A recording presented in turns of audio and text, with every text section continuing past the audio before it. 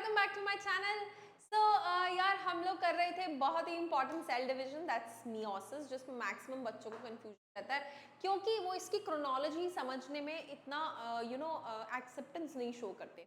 मैंने last lecture में आपको मियोसिस 1 का प्रोफेज 1 स्टार्ट कराया था, ये कहकर कि प्रोफेज 1 सबसे लंबा पीरियड होता है और उसके अंदर भी 5 सब स्टेजेस होते हैं।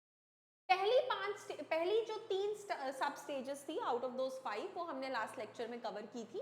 वो कौन कौन सी थी? Those were leptotene, those were zygotene and that was pachytene. 3 stages हमने कवर अप किया था। हमने साइनैप्टोनीमल कॉम्प्लेक्स पढ़ा था, हमने रिकॉम्बिनेंट नोड्यूल पढ़ा था कि वो कैसे नॉन सिस्टर क्रोमेटेड और सिस्टर क्रोमेटेड मिलके आपस में क्रॉसिंग ओवर करते हैं, right? So continuing with today's lecture, and we will do the next 2 stages, which is marked as diplotin and diakinesis. चलिए start करते हैं with the diplotin. Beginning of diplotin is recognized by the dissolution of synaptonemal complex and the tendency of the recombined homologous chromosomes of the bivalents to separate from each other except at the site of crossovers. These X-shaped structure are known as chiasmata, and in the oocytes of some vertebrate, diplotin stage can last for months or years. आइए समझते हैं क्या कहना चाह रहे हैं। हमने जो हमारा इससे प्रीवियस स्टेप था, अगर मैं आपको थोड़ा सा पेकिटीन रिवाइज कराऊं तो उस पेकिटीन में हमने पढ़ा था that 4 chromatids of each bivalent chromosome become distinct and clearly appear as tetrads. What did we study? We studied about like this. This is our one chromosome and this is the other.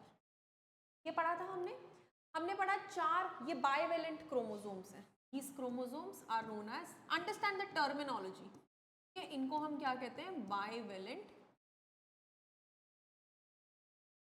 अब जब हम इनके chromatids को अलग कर देंगे,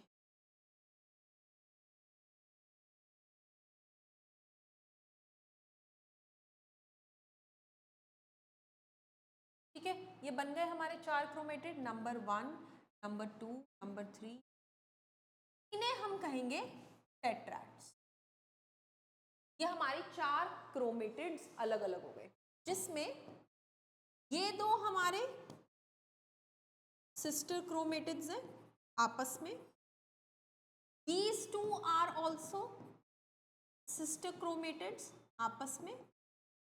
But if I talk about these 2 or I talk about these 2, तो ये बनेंगे हमारे नॉन सिस्टर क्रोमेटिड्स, ठीक है।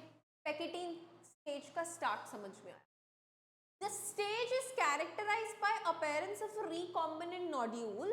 That's the site at which crossing over occur between non-sister chromatids of homologous chromosomes. ठीक है, ये दोनों क्रोमोसोम्स हमारे होमोलोगस थे, मतलब एक ही कैरेक्टरिस्टिक रिप्रेजेंट करते, ठीक है।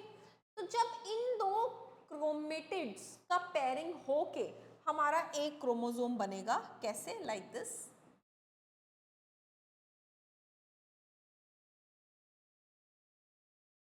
ये जो हमारा स्ट्रक्चर बना है, this is crossing over. Crossing over is the exchange of genetic material between 2 homologous chromosomes. Crossing over is also an enzyme mediated process, मतलब एक एंजाइम इस प्रोसेस को करने में मदद करती है जिसका नाम है recombinance.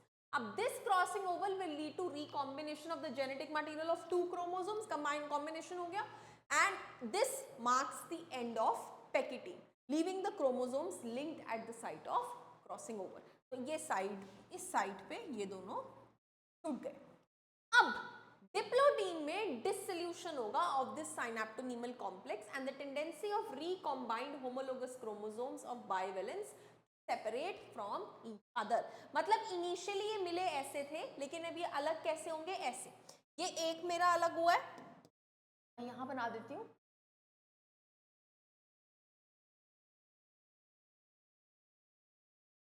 ये मेरे अलग अलग हो गए, ठीक है ना। And the tendency of recombined homologous chromosomes of the bivalents to separate from each other only except at the site of crossover, मतलब यहाँ से वो bonded रहेंगे but वैसे वो अलग हो जाएंगे, ठीक है। These X-shaped structure, ये तो X-shaped structure है, इसे हम बोलते हैं chiasmata. This X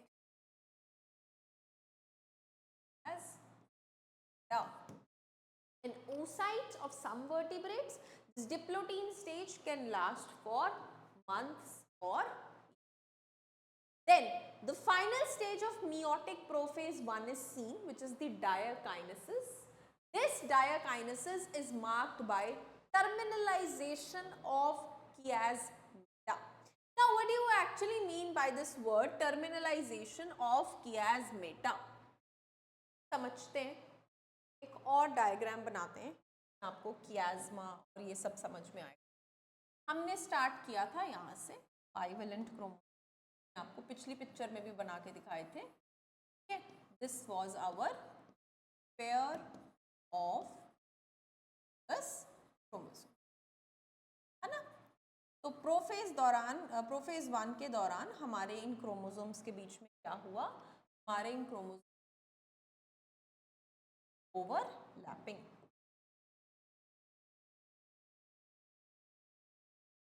ठीक है। ये जो हमारा बना है this stage is crossing over, ठीक है। बट यहाँ पे जो ये हमारा एक्स शेप्ड क्रॉस बन रहा है, इसे हम क्या बोल रहे हैं, chiasmata।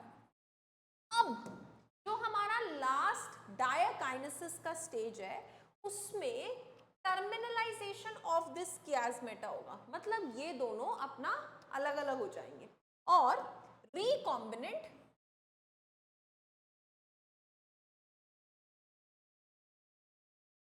आधा ग्रीन समझ लो, आधा येलो समझ, है ना। सिमिलरली अगले में भी आधा ग्रीन समझ लो, आधा ये ऐसे हो गया, मतलब ये बीच में से टर्मिनलाइजेशन मतलब खत्म हो गया, ये एक्स शेप डिसॉल्व हो गया और अलग अलग रिकॉम्बिनेंट्स बन गए, ठीक है जी। During this phase, the chromosomes are fully condensed and the meiotic spindle is assembled to prepare the homologous chromosome for separation। और हमारा स्पिंडल बिल्कुल तैयार है, ठीक है। meiotic not mitotic। स्पिंडल कौन, वो जो इनको अलग अलग करके सेल्स के अंदर डालेगा। पहले तो न्यूक्लियस से डिसइंटीग्रेट होता है ना, ये न्यूक्लियस डिसइंटीग्रेशन के स्टेप्स हैं, हम जेनेटिक मटेरियल को अलग अलग कर रहे हैं। अगर आप भूल गए हो कि हम क्या रेफरेंस कर रहे हैं, हम मियोसिस 1 का प्रोफेज 1 डिस्कस कर रहे हैं, जिसमें हम न्यूक्लियस की डिसोल्यूशन पढ़ रहे हैं। तो यहाँ पे हम पढ़ रहे हैं कि मियोसिस में कैसे जेनेटिक मटेरियल अलग अलग होता है और जेनेटिक मटेरियल मियोसिस में अलग अलग होते होते क्रॉसिंग ओवर कर जाता है, वेरिएशन आ जाती है, कैसे, right. So meiotic spindle is assembled to prepare the homologous chromosome for separation. By the end of diakinesis, the nucleolus completely disappears. जो अंदर था वो खत्म हो जाता है. Nuclear envelope also breaks down, and the diakinesis represents transition to metaphase. तो जो पुराने सेल का न्यूक्लियर मेम्ब्रेन सब कुछ था वो सब डिसइंटीग्रेट हो गया और अब हमारी नेक्स्ट स्टेज मेटाफेज 1 स्टार्ट होने के लिए एकदम रेडी है, ठीक है। अब मेटाफेज 1 में एनाफेज 1 ये सब स्टेप्स मोस्टली थोड़े से अलाइंड चलते हैं माइटोसिस की तरह ही। जो हमारा बेसिक क्रॉसिंग ओवर और ये सब मिक्सचर हमारा था ना होमोलोगस और नॉन होमोलोगस सिस्टर और नॉन सिस्टर क्रोमेटिड का, ये प्रोफेज 1 का पार्ट बनता है, ठीक है। नेक्स्ट वीडियो में मैं आपको छोटा छोटा ये मेटाफेज एनाफेज कवर करा के फिर नेक्स्ट आपको टॉपिक पर ले जाऊंगी, ठीक है guys. So that was all. Thank you so much for watching my lecture guys, and keep watching to understand this cell cycle and division. Thank you very much.